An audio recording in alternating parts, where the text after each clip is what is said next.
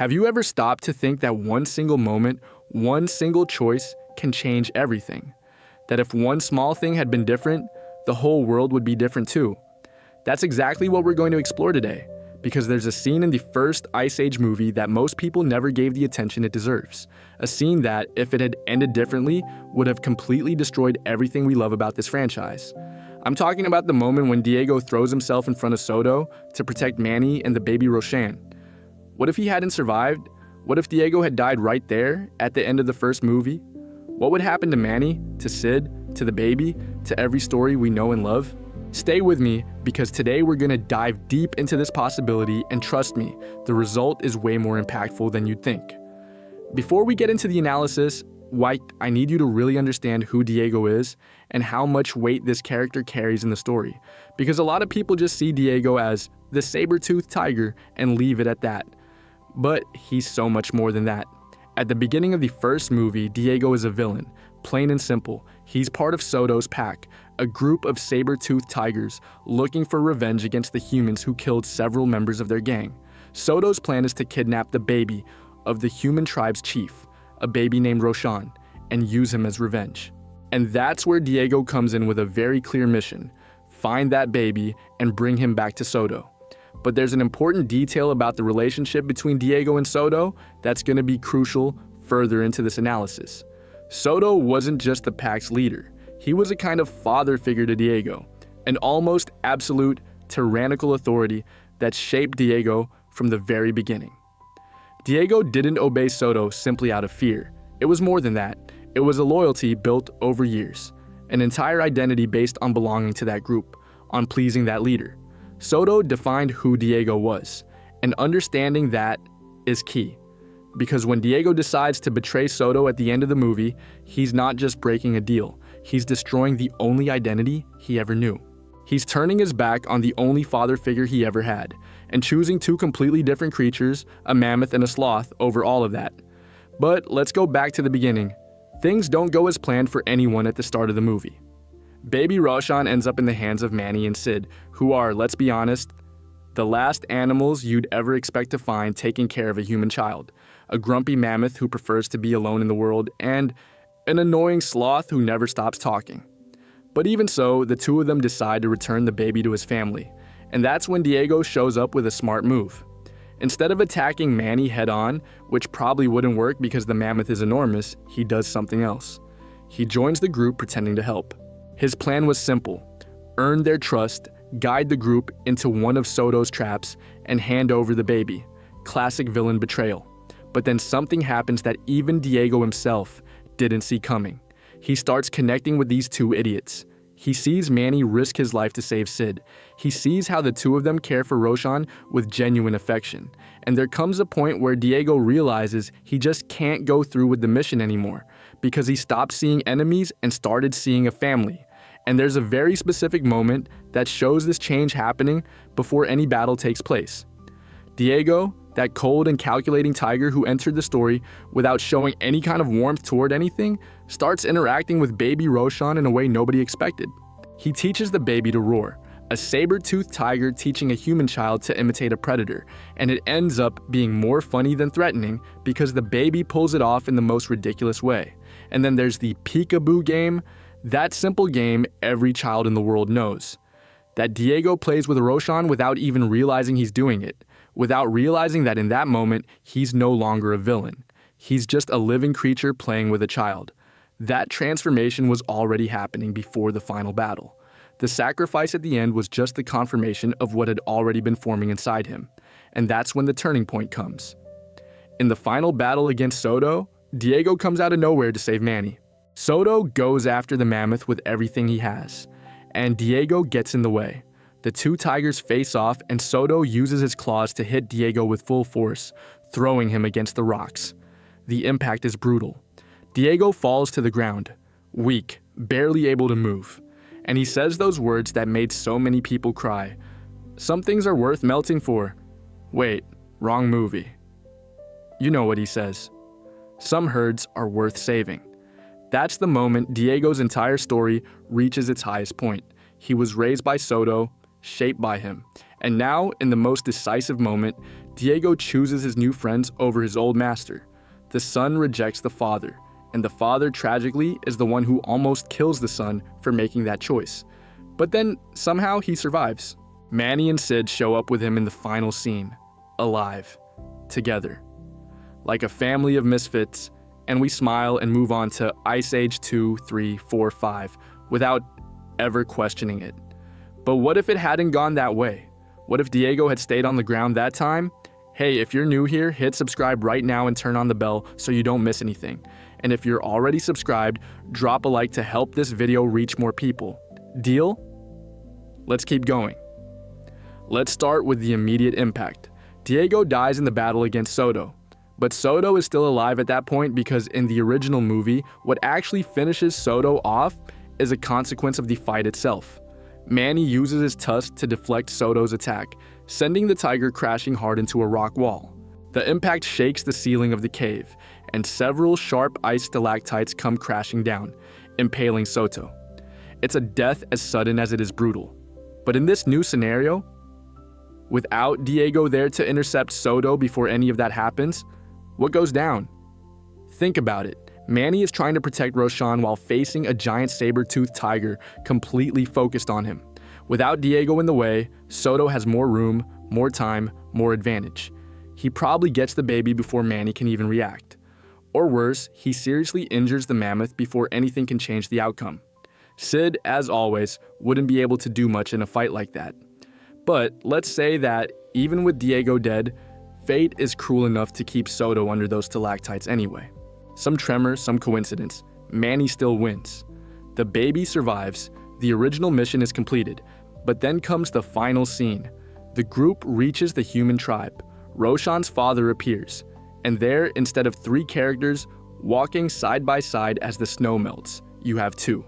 One enormous mammoth and one incredibly annoying sloth. That's it. And here's the first real impact of Diego's death. The emotional backbone of the movie's ending completely falls apart. The goodbye scene with the baby is already emotional, the way it is in the original film. But without Diego there, without his redemption, without the tiger who chose family over the master who raised him, you lose the deepest layer of the whole story. Because the message of the first Ice Age movie isn't just return the baby to his family. The message is that family isn't about who you are or where you come from. It's about choice. And Diego was the character who made the most conscious choice of all, because he had every reason to be the villain and decided to be something else. Without him, that message gets weaker. The story still exists, but its heart beats differently. Now let's talk about Manny, because this is where things get really heavy. Because Diego's death wouldn't just be an emotional loss, it would have enormous practical consequences for Manny's life going forward. In the second movie, the Ice Age is melting. Literally, Manny, Sid, and Diego need to cross a massive valley before everything floods.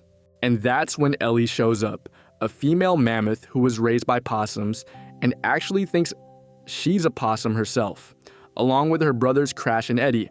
Now, without Diego in the group, how does that story play out? Manny already had a hard time opening up to other people. He was a closed-off, grumpy mammoth who preferred walking alone over having any kind of emotional connection. It was specifically the time spent with Sid and Diego that slowly opened that character up. Diego specifically was the only one of the 3 who could talk to Manny as an equal. They had a kind of mutual respect, a silent partnership, that Sid just didn't have with either of them. Without Diego, Manny goes into the second movie emotionally shut down, without the balance that Diego represented. Ellie shows up and tries to connect with him, but Manny would be even more closed off, even more defensive. The chance of a romantic relationship between them would be much smaller, and without that relationship, Manny probably wouldn't stay in the region. He'd move on alone, maybe with Sid trailing behind, and leave Ellie behind, which means he wouldn't be there when the valley finally flooded. He'd probably survive, but alone, with no new family, no direction. A wandering mammoth who lost the only group he had started calling family at the exact moment that group could have grown into something real. And what about Sid? Oh, Sid is a whole other story, because Sid without Diego is a problem of catastrophic proportions, and I'm not exaggerating. Diego was, among other things, Sid's safety switch. When the sloth went too far, when Sid said something completely out of line or put the group in danger through pure stupidity. Diego was the one who put his foot down.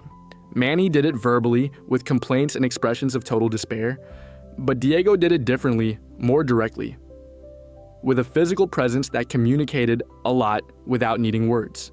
Without Diego, Sid becomes way more vulnerable. And in the second movie, that would be very clear. There's a moment when Sid gets captured by creatures from the floodwaters. Without Diego nearby, with that speed and that predator instinct, who goes after Sid? Manny? He'd try, sure, but the obstacles would be so much harder to deal with. And being Sid, he'd probably end up in an even worse situation than in the original movie. But there's an even more important point here. In the third movie, Sid finds dinosaur eggs and decides they're his children. This leads the whole group into the underground world of dinosaurs, which is basically where that whole crazy adventure happens and where Buck shows up. And Diego in the third movie is a character going through an existential crisis. He was starting to question whether living in a herd was dulling his instincts as a predator. He was seriously thinking about leaving, about going back to being what he was before. That internal crisis was a reflection of how much he had changed since the first movie. And it was the adventure in the dinosaur world, the real danger, actual predators, the adrenaline of surviving in a hostile environment that resolved that crisis for him. He understood that he could be part of a family and still be himself, that the two things weren't mutually exclusive.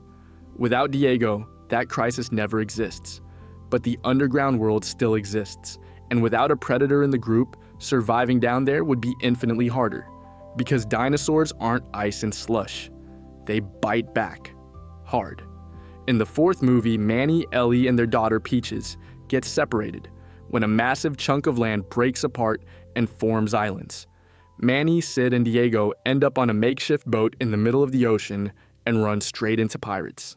Without Diego, that specific scenario becomes almost impossible to navigate. The pirate captain, Gut, is a giant ape with claws and tactical thinking that goes way beyond anything Manny and Sid could handle on their own.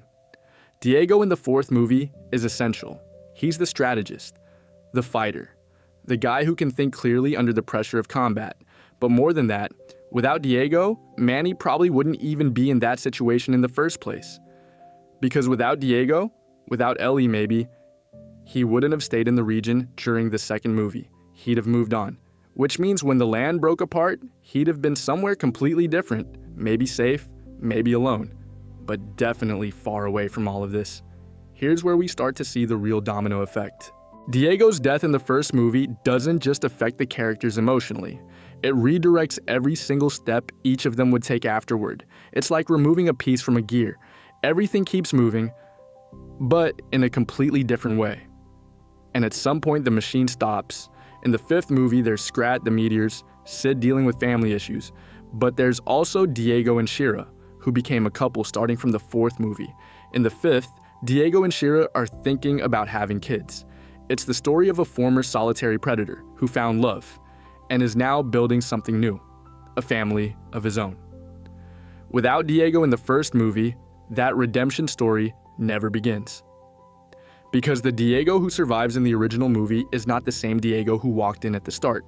The brutality of the confrontation with Soto, the near-death experience, the conscious choice to step into the path of the old master to save his new friends, all of that changes him from the inside out in a way no other experience could. It's the moment that defines who he'll be for the rest of the franchise. If he dies there, that arc doesn't exist. But if he doesn't die, well, we already know what happens. Now the question is what happens to everyone else in a timeline where he's no longer around. Shira, for example, she shows up in the fourth movie as a pirate in Goot's crew. Without Diego there to connect with her, to show her that there's another way to live, Shira would most likely have stayed with Gut or been defeated some other way. But the chance of her having a moral turning point would be much smaller because Diego was the catalyst for that change in her, just like Manny and Sid were the catalyst for the change in Diego years before. It's a chain of redemption that starts when two completely different animals decide to take care of a human baby, and keeps spreading throughout the entire franchise. And Diego is the most fragile link in that chain, the link that almost broke at the end of the first movie. There's one character we can't forget in this analysis, Roshan, the human baby. because the entire mission of the first movie revolves around him. In the original movie, Roshan gets home safely to his father thanks to Manny, Sid, and Diego. But what about a timeline where Diego dies? The baby still survives, let's assume that. But the impact that journey would have on the characters would be completely different. Diego, in the final moments before the confrontation with Soto, smiles at that baby. But that smile didn't come from nowhere. It came from a whole sequence of small moments that built up throughout the journey. The Diego who taught the baby to roar, who played peekaboo with him, who without even noticing was becoming something he never imagined being, someone who cares. Those moments show that Diego's transformation was already happening, long before the final battle. The sacrifice was the conclusion of something that had already been building.